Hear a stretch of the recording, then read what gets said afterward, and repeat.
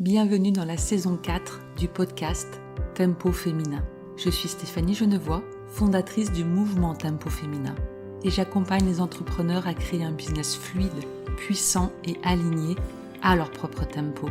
Cette nouvelle saison, c'est une invitation à plonger dans le tempo des CEO, des conversations vraies, incarnées, entre femmes leaders qui ont choisi de gouverner leur temps, leur énergie et leur entreprise avec conscience.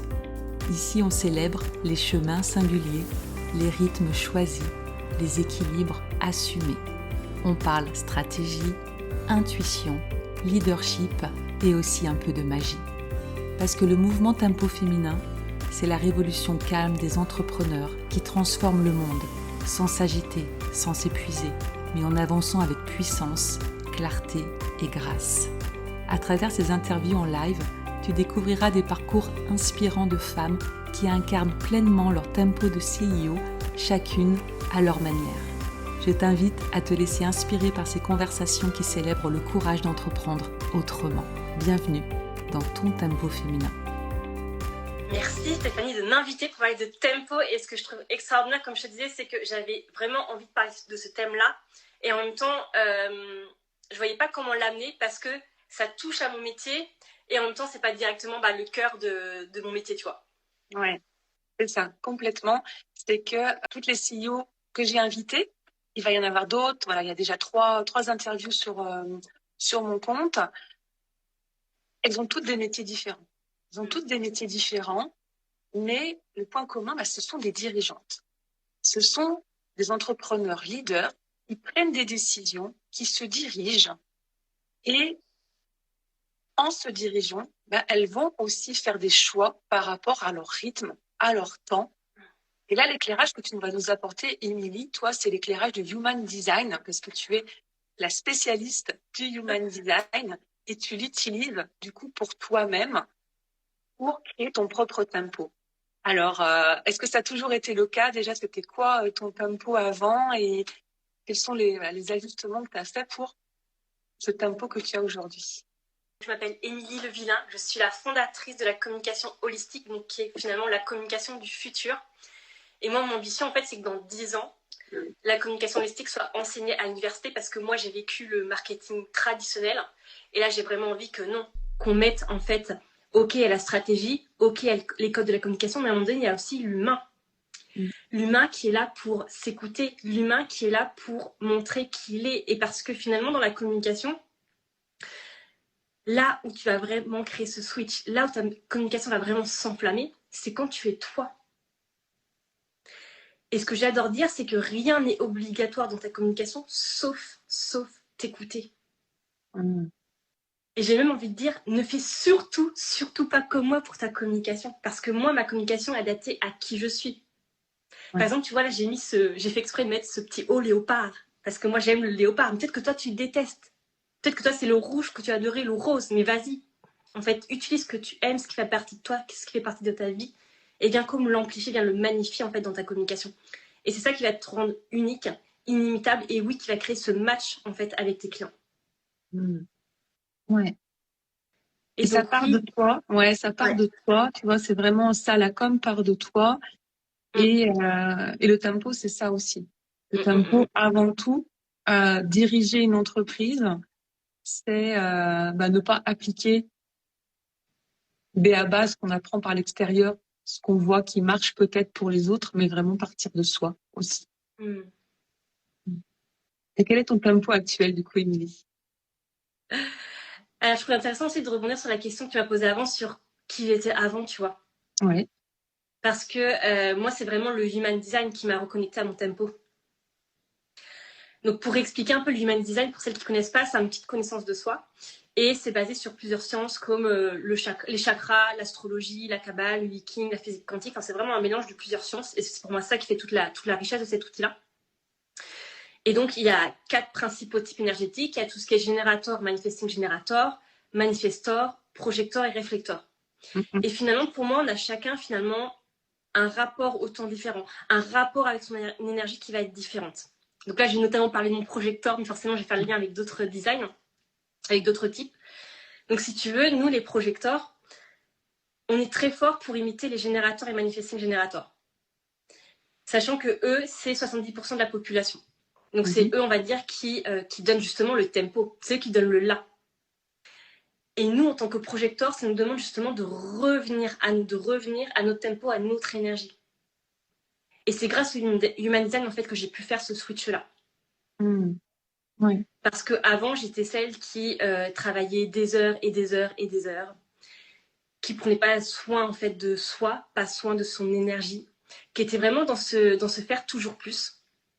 Et j'ai même eu une phase, donc là, c'était quand j'ai commencé à rentrer dans le dev perso, j'ai eu une phase où chaque minute, chaque seconde, j'étais en train de vouloir, comme tu vois, les rentabiliser, comme en faire quelque chose. Donc même un temps de trajet en voiture, c'était pas non, t'écoutais pas de la musique, c'est non, fallait le rentabiliser, fallait faire quelque chose, t'écoutais un podcast, t'écoutais un truc.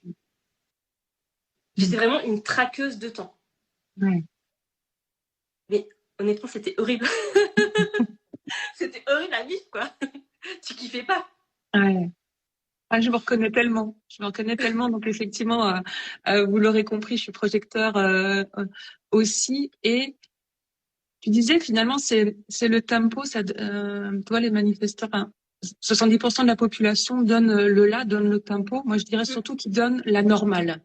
La normale acceptée, la normale politiquement correcte ça veut dire quoi être professionnel, ça veut dire quoi être productif, ça veut dire quoi être utile à la société. Exactement. Et là où on se perd, et moi j'ai rencontré aussi, et moi j'ai complètement foncé dans le mur, parce que le travers du projecteur qui est pas dans son mode pas dans son mode fluide et tout, c'est le burn-out, clairement que j'ai vécu justement à force.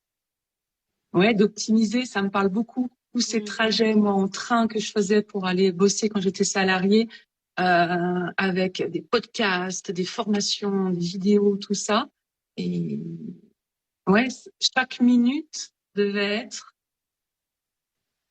utile, devait avoir vraiment un objectif, devait servir quelque chose. C'est exactement ça. Et au final, à ce moment-là, tu vois, moi, en tout cas, j'étais vraiment dans mon énergie yang et je laissais plus la place à cette énergie yin. Donc vraiment, ce côté réceptivité, être dans sa créativité, être dans ce retour à l'intérieur, en fait, de soi. Et ce que j'avais envie de rajouter aussi sur le projecteur, c'est que lui, naturellement, il est doué pour l'efficacité. C'est son don. Donc, par exemple, là, je généralise, je fais des grandes lignes, mais si tu veux, lui, le générateur, effectivement, il a l'énergie pour faire sur la durée.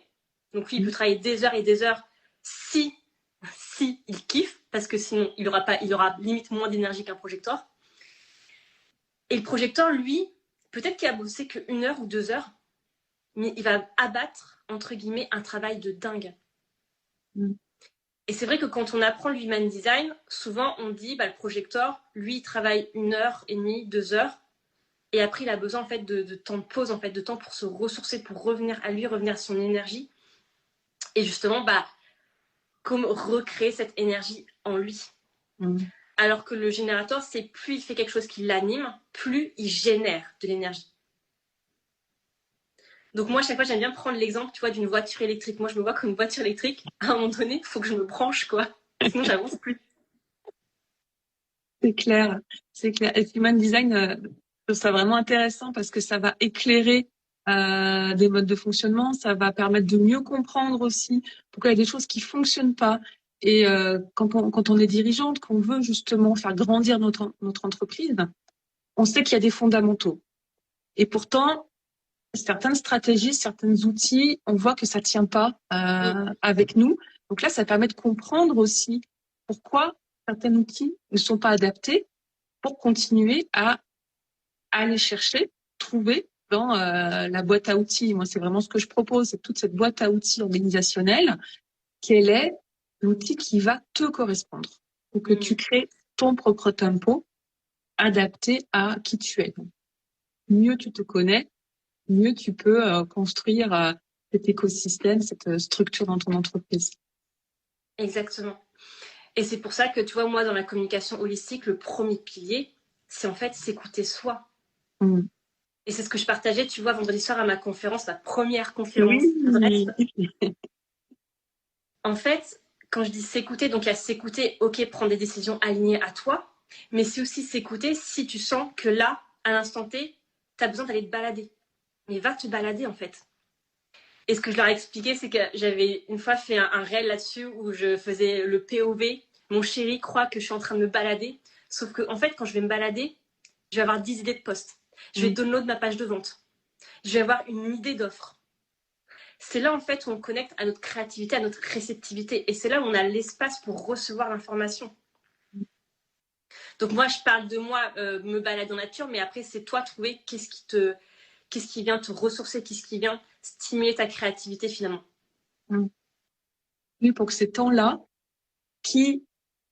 on en revient à la norme, sur le papier, n'ont pas l'air productifs. On se dit, ok, elle se balade, elle voit une expo, elle lit un bouquin, elle ne travaille pas.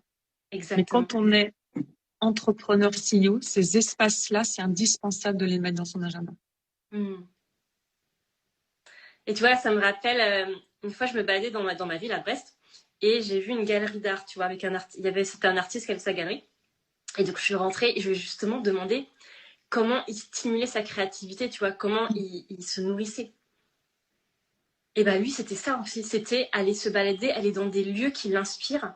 Et c'est en allant dans les lieux. Donc lui, en ce moment, il était dans un mood où il allait dans les monastères, où il allait carrément interviewer des hommes de foi, des hommes de foi, les hommes bibliques, on va dire. Et c'était ça qui venait nourrir, en fait, sa créativité et ses peintures et ce qu'il créait, en fait. Donc oui, il n'est pas tout le temps derrière sa toile, en train de regarder sa toile. Ok, qu'est-ce que je fais? Ou comme nous, en train d'être assises comme ça derrière notre ordinateur. Ok, quel poste je vais faire? Quelle offre je vais vendre? À qui je vais parler? Comment? Ouais. Il peut y avoir ces temps-là. Voilà. Il y a ces temps-là aussi, mais il y a tous les autres temps moins perceptibles, impalpables quelque part, parce qu'il n'y a pas forcément du concret visible. Mais il se passe énormément de choses qui nourrissent cette créativité. Et pour moi, c'est vraiment, tu vois, comme une danse entre justement, comme tu disais, il y a l'énergie yin où tu vas être dans la réceptivité et l'énergie yang où justement tu vas effectivement passer à l'action et être dans le faire. Et effectivement, là, être derrière ton ordinateur, il n'y aura pas le choix. Ou ton téléphone portable. C'est ça, c'est vraiment l'alliance des deux. C'est ce monde des idées, de l'intuition, de la connexion à soi. Ensuite, on la matérialise parce que une entreprise, c'est aussi important pour concrétiser sa mission que ça se matérialise. Donc, cette danse avec recevoir l'information, passer à l'action. Ton tempo avant, donc tu étais dans un autre contexte aussi quand tu disais que chaque minute était vraiment consacrée à quelque chose. Était en étant tes débuts d'entrepreneur ou avant d'être entrepreneur? Non, c'était vraiment avant d'être entrepreneur, quand j'étais encore dans le salariat, que je bossais notamment en agence web, tu vois. Oui, d'accord. Mais à partir du moment où je suis rentrée dans l'entrepreneuriat, j'avais déjà intégré mon projecteur, en fait. Oui. Et du coup, aujourd'hui, alors il n'y a pas de journée typique, mais globalement, quels sont les jalons qui sont importants pour toi sur une journée ou une semaine dans ton propre tempo? Alors moi, j'ai vraiment ma routine du matin.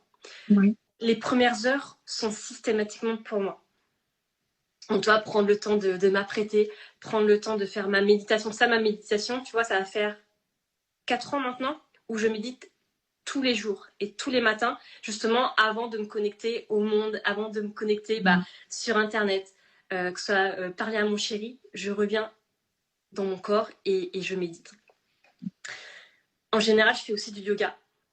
Je fais aussi des libérations, tu vois, si je sens qu'il y a une émotion qui a besoin d'être lâchée. Et c'est vraiment ce temps, pour moi, avec moi, donc dans mon énergie et avec mon corps finalement.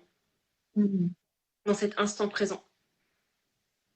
Et ça, c'est non négociable. Donc, je me lève en général, tu vois, vers 7h30, entre 7h30 et 8h. Et jusqu'à 10h, c'est vraiment ce temps-là que pour moi. Et à partir du 10h, là, je commence à me mettre en route.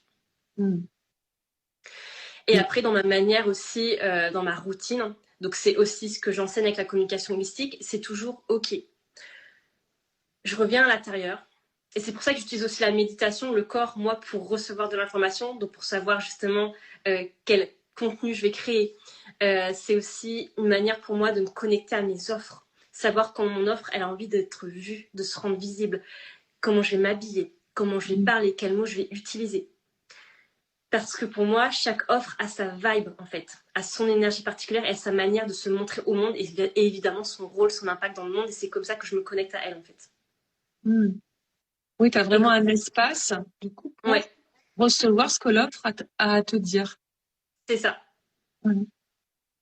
Et après, c'est comme je te disais tout à l'heure, c'est vraiment ce yin et ce yang. Ok, je reçois et après, j'y vais, je passe à l'action, en fait. Et moi, ma particularité aussi, c'est que je vois l'avenir de la com, donc de mes clientes, mais aussi la mienne. Et c'est comme ça aussi, quand je me vois faire un live, je sais que je vais le faire, en fait, je réfléchis pas. Voilà, et donc moi, je passe à l'action. Et souvent, pour moi, ce qui nous freine, ce qui nous limite dans notre communication, c'est que justement, on a l'information, tu vois, mais on ne passe pas à l'action.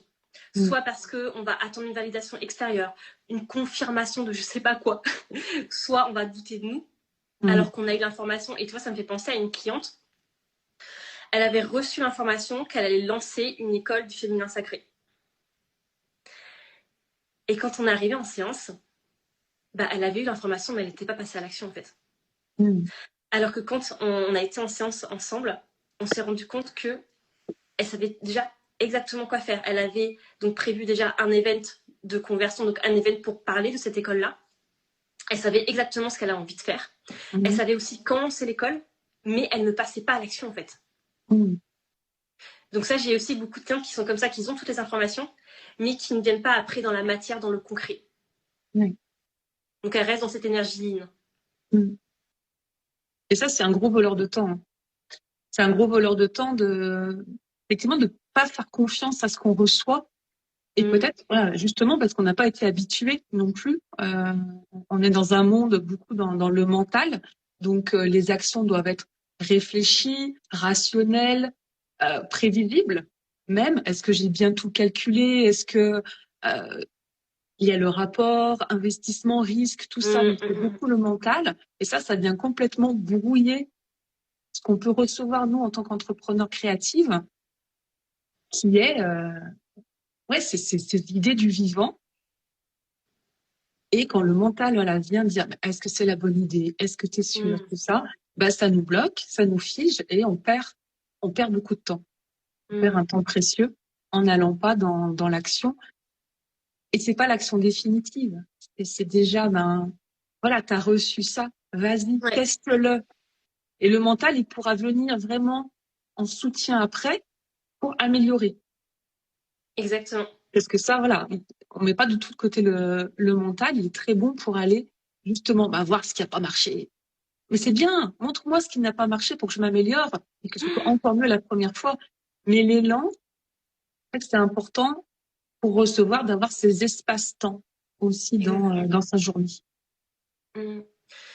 Et c'est vraiment ça, en fait, que nous apprend, tu vois, le Human Design. Il nous apprend à revenir à notre boussole intérieure, donc nous, notre manière de prendre des décisions alignées, à aussi prendre conscience que oui, il y a ton mental qui sera là, et que le mental, c'est vraiment, comme tu disais, le remettre à sa juste place. Lui, il est là pour conceptualiser, analyser, aller chercher de l'information dans tout ce que tu as appris, vécu. Et aussi en Human Design, ce qui est intéressant, moi, ce que j'aime bien aller voir, c'est les centres blancs. Parce que tes centres blancs Human Design, c'est en fait, on dit en Human Design que le mental est le porte-parole de tes centres blancs. Donc, si tu génères ta carte, tu verras, tu as des centres colorés et des centres blancs. Et en fait, à chaque fois, tu vas avoir ton information, donc ton autorité qui va te répondre, ta boussole intérieure qui va te répondre. Et de suite après, il y a le mental qui va s'engouffrer dans tes différents centres blancs, en fait. Et c'est ça qui te fait douter.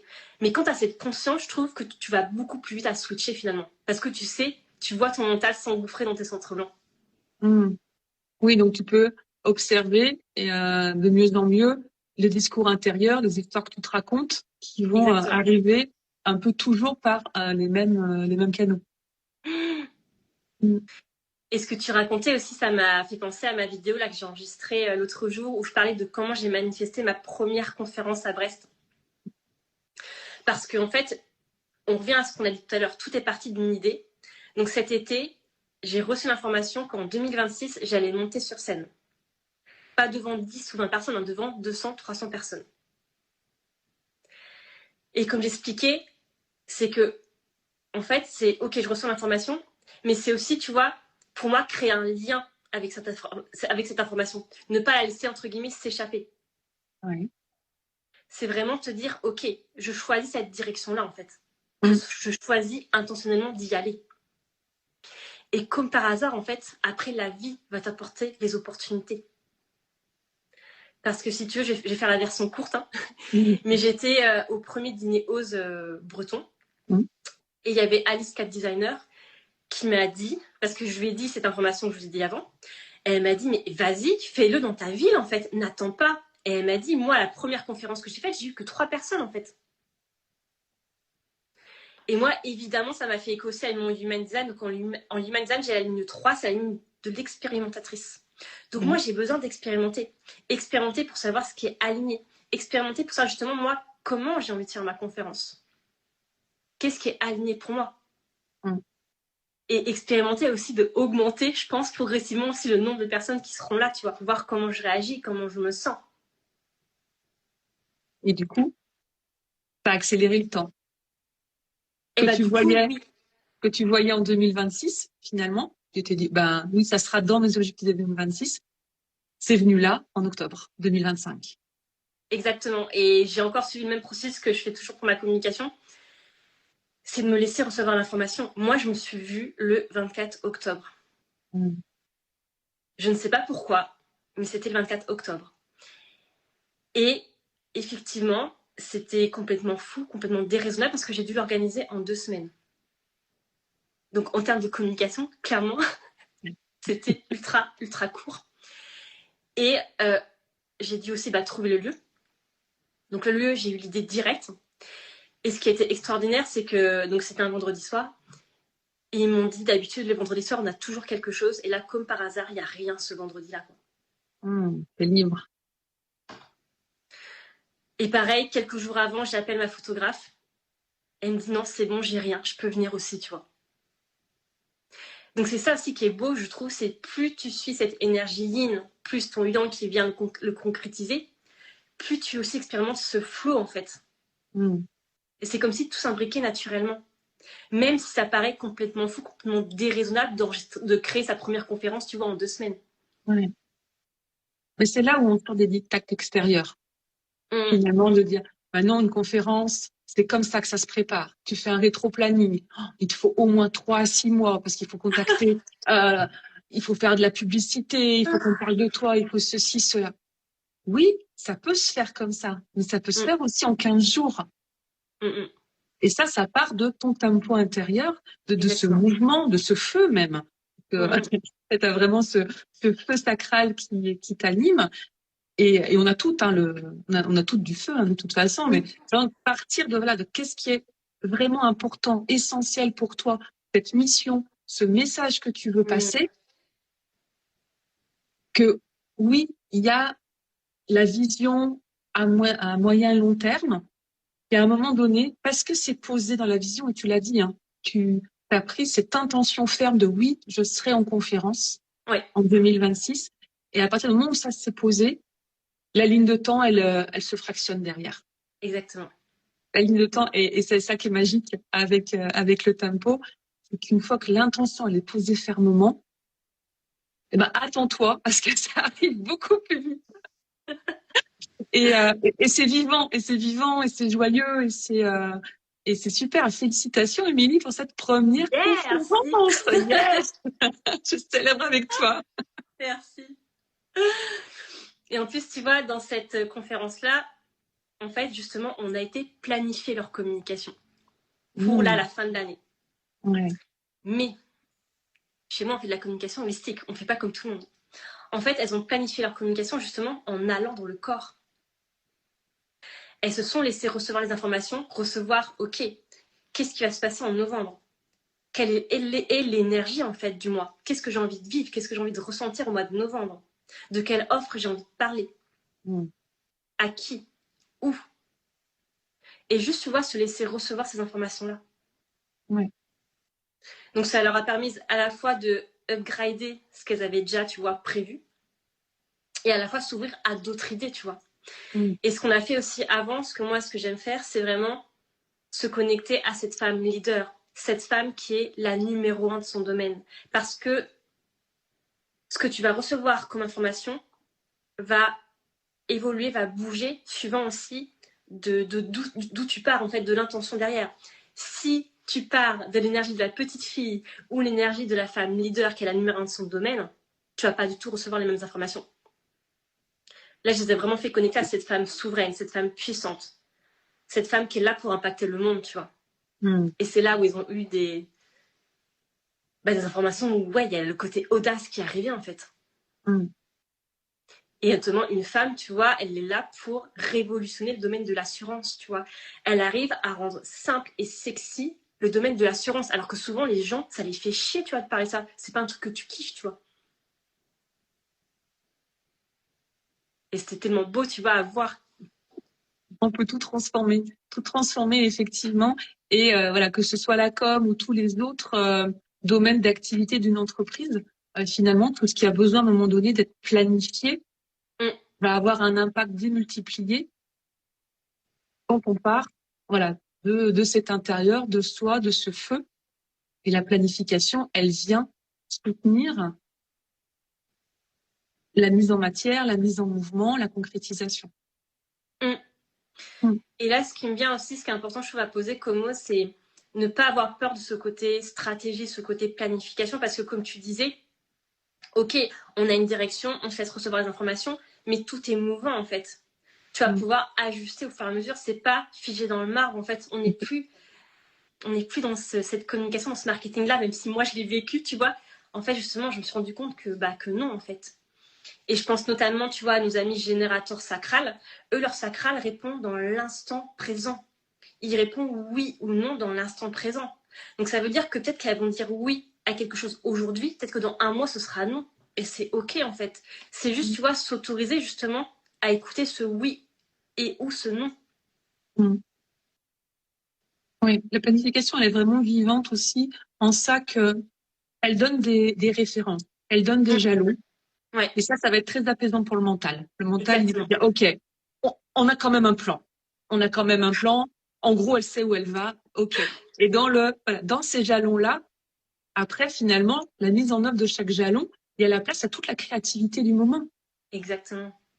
OK, j'ai prévu de faire des posts. Là, on parle de communication, des posts comme ça. Mais le jour de créer le post, on l'a pas écrit en janvier de l'année.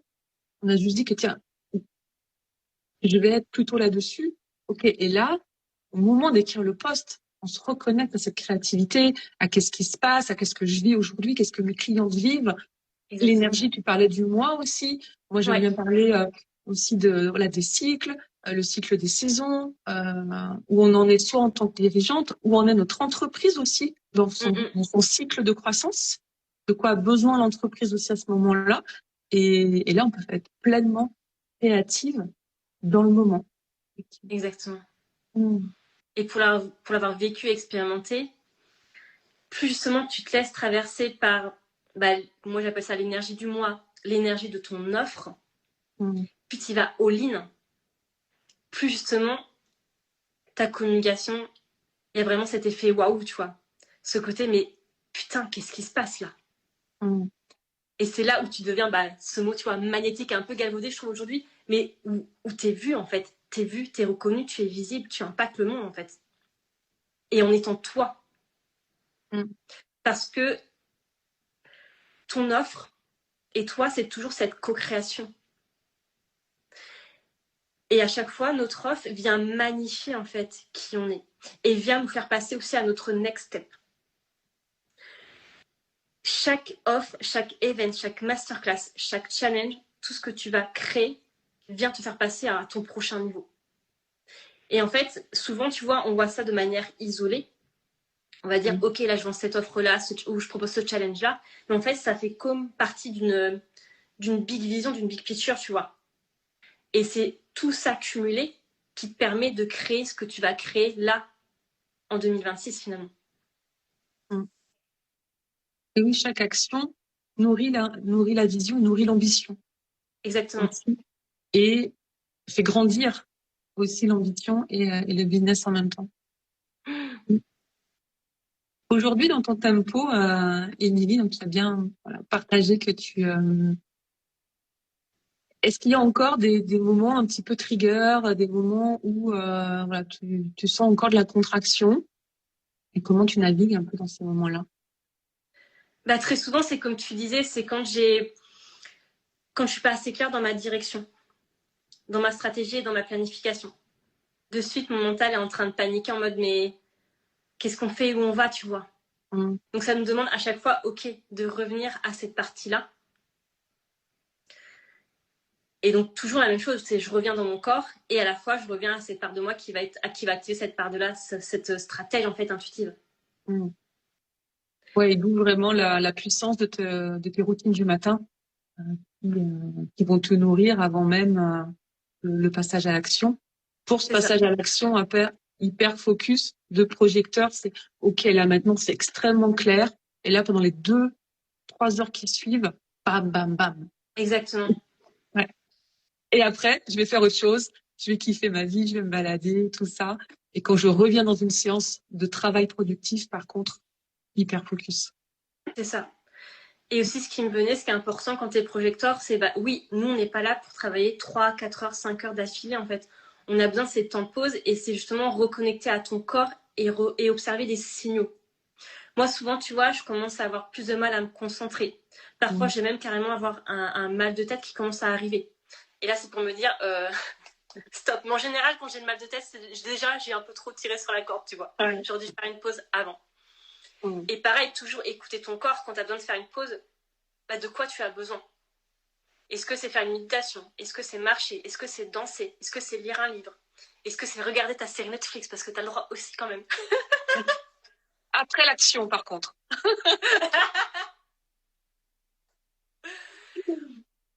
Mais oui, de toute façon, tu as le droit de tout. Tu as le droit de tout en conscience à partir du moment où tu le choisis et que tu le subis pas.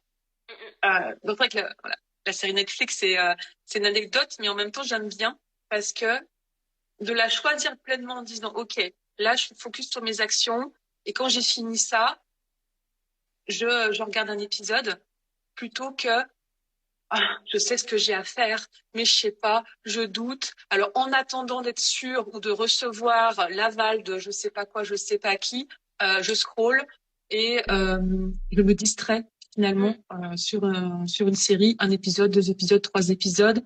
Et puis là, on arrive 18h, j'ai pas bougé du canapé et je culpabilise, etc. Donc, voir un moment où c'est un choix précis, et ça fait partie du tempo, un choix intentionnel ou une fuite pour éviter de faire l'action que je sais que je dois faire.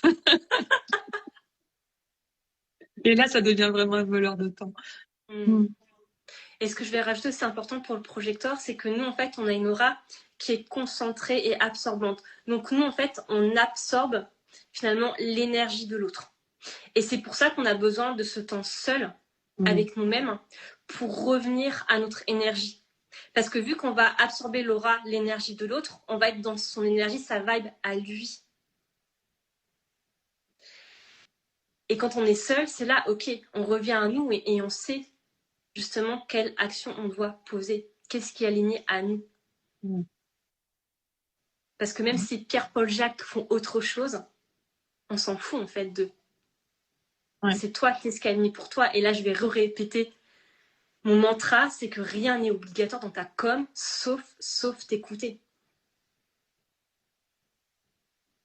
Et donc, reviens à toi, reviens à ton énergie, prends du temps pour toi. Et ça, tu vois, avant, quand j'étais dans le salariat, je prenais pas ce temps, en fait, pour moi. Et maintenant que je me suis reconnectée à mon projecteur, ça se fait de manière simple, fluide, en fait. Je note ton mantra. Ouais. Merci Émilie, j'adore effectivement cet éclairage que vient apporter le Human Design sur meilleure connaissance de soi. Donc voilà, c'est vraiment un outil intéressant. Moi, je le maîtrise pas comme toi, mais voilà, j'en ai quelques connaissances pour moi, qui te permet aussi toi, voilà, de créer le tempo qui va soutenir ton ambition, tes envies, ton feu et te permettre de faire grandir ton business. Donc, merci beaucoup pour cet échange. Et voilà, si vous voulez en savoir plus, je vous invite vraiment à aller visiter le compte d'Émilie. Inalome Vibes. Inalome Vibe. Voilà, de toute façon, vous aurez tout en description. Voilà, j'étais ravie de découvrir ton tempo, tes routines de CEO aussi avec ce profil projecteur. Bien sûr, il y a d'autres profils. Donc, je vous invite à aller découvrir l'univers d'Émilie sur son profil. Merci pour cet échange. Merci pour ce moment, Stéphanie. Merci d'avoir écouté cet épisode de Tempo Féminin, édition spéciale Tempo de CEO. J'espère que cette conversation t'a inspiré à créer ton propre tempo, à reprendre la pleine gouvernance de ton temps et à faire grandir ton entreprise à ton rythme en toute sérénité. Si cet épisode t'a plu, je t'invite à t'abonner au podcast, à laisser un commentaire ou 5 étoiles sur ta plateforme d'écoute et à le partager à une femme entrepreneur que ce message pourrait soutenir.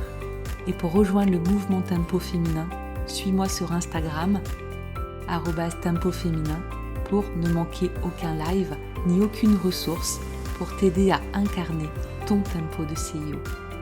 À très vite pour un prochain épisode et d'ici là, rappelle-toi, ton temps est ton pouvoir et ton rythme est ta plus belle stratégie.